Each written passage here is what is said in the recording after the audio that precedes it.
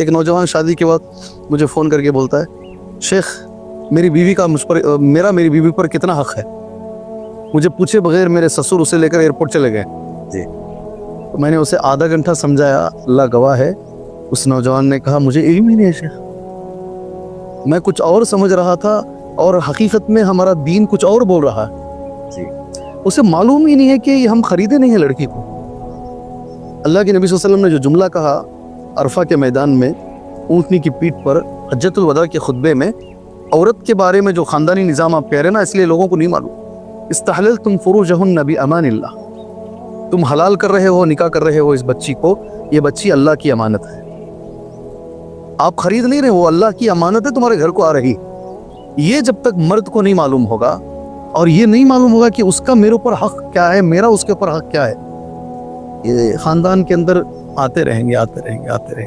اور انشاءاللہ آپ کے براڈ کاسٹ پہ میں لکھ کے دیتا ہوں, شادی ہونے سے پہلے لوگ کتنی تیاریاں کرتے ہیں. میں تو ایسا بھی دیکھا ہوں 1-1 سال انتظار کرتے ہیں, رشتہ ہو کر 1-1 سال تک تیاری چلتی ہے, 6-6 مہینے تیاری چلتی ہے, 3-3 مہینے تو چلیے نارمل ہے تیاری. جی.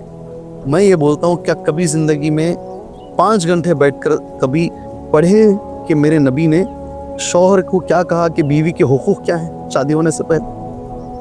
بیوی کبھی پڑھی کہ شوہر کے حقوق میرے اوپر کیا ہیں, میرے نبی نے کیا کہا ہے؟ بالکل. جب پڑھیں گے یہ مسئلے حل ہو جائیں گے انشاءاللہ.